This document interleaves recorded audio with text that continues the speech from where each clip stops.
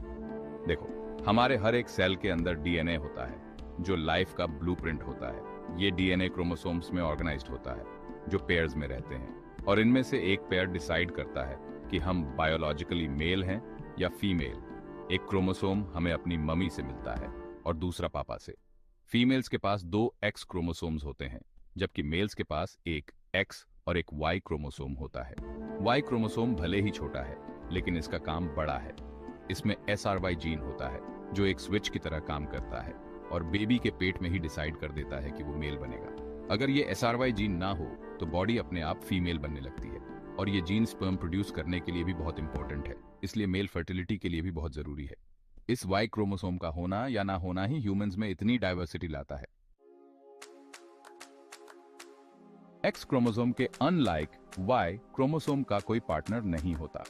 लाखों सालों में ये 100 जीन्स खोते खोते छोटा होता गया है। ऐसा क्यों? एक कारण यह है कि वाई क्रोमोसोम सिर्फ अपने आप से ही रिकंबाइन कर सकता है, एक्स क्रोमोसोम के साथ नहीं। मान लो जैसे ताश के पत्ते फेंटते हैं, एक्स क्रोमोसोम अपने पार्टनर के साथ हर जनरेशन में अपने जीन्स को शफल करता है, जिससे चीजें फ्रेश रहती हैं। लेकिन वाई क्रोमोसोम तो वही पुराने पत्तों के साथ फंस गया है, ना तो एरर्स फिक्स कर सकता है, ना ही खराब जीन्स से छुटकारा पा सकता है। इसी आइसोलेशन की वजह से वाई क्रोमोसोम जल्दी खराब होता है और जीन्स गंवाता है, जिससे इसका साइज छोटा होता जाता है। स्टडीज से पता चला है कि ह्यूमन वाई क्रोमोसोम बहुत तेजी से अपने जीन्स खो रहा है। कुछ साइंटिस्ट का मानना है कि यह कुछ मिलियन सालों में पूरी तरह गायब भी हो सकता है। एक स्टडी में पाया गया कि रेसस मंकी, जो कि ह्यूमंस का एक क्लोज रिलेटिव है, उसके वाई क्रोमोसोम ने पिछले 25 मिलियन सालों में सिर्फ एक ही जीन खोया है। इससे पता चलता है कि ह्यूमन वाई क्रोमोसोम का डिक्लाइन बहुत तेजी से हो रहा है। हालांकि सभी साइंटिस्ट इस बात से सहमत नहीं हैं। कुछ का तर्क है कि वाई क्रोमोसोम ने जीन लॉस को कम करने के लिए नए मैकेनिज्म्स डेवलप कर लिए हैं और ये फ्यूचर में स्टेबल हो सकता है। सेक्शन 4, बिना वाई क्रोमोसोम के जिंदगी।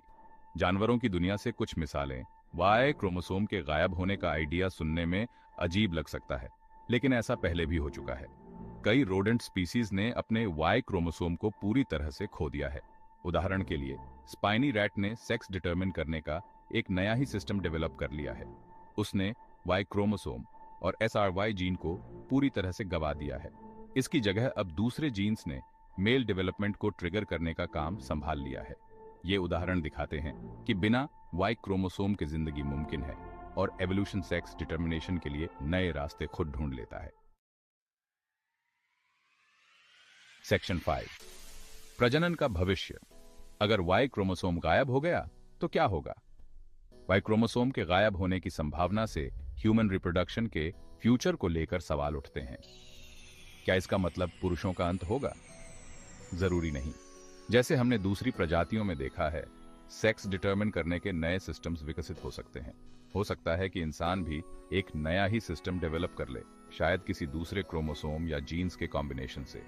हालांकि सेक्स डिटर्मिनेशन में बदलाव से ह्यूमन डाइवर्सिटी और एवोल्यूशन पर क्या असर होगा, यह कहना मुश्किल है। Section 6, B chromosome. कहानी जिंदा रहने की या खत्म हो जाने की। वाई क्रोमोसोम का भविष्य अभी भी अनिश्चित है। क्या यह सिकुड़ता रहेगा और आखिरकार गायब हो जाएगा, या फिर यह जिंदा रहने का कोई ना कोई रास्ता ढूंढ ही लेगा? इसका जवाब जेनेटिक्स, एवोल्यूशन और समय के जटिल तालमेल में छिपा है। लेकिन एक बात तो सबसे साफ है, वाई क्रोमोसोम की कहानी हमें यह याद दिलाती है कि इस धरती पर जिंदगी लगातार बदलाव और एडेप्टेशन से होकर गुजरती है। भविष्य जो भी हो, वाई क्रोमोसोम की यह यात्रा आने वाली पीढ़ियों के लिए रोमांचक और प्रेरणादायक बनी रहेगी।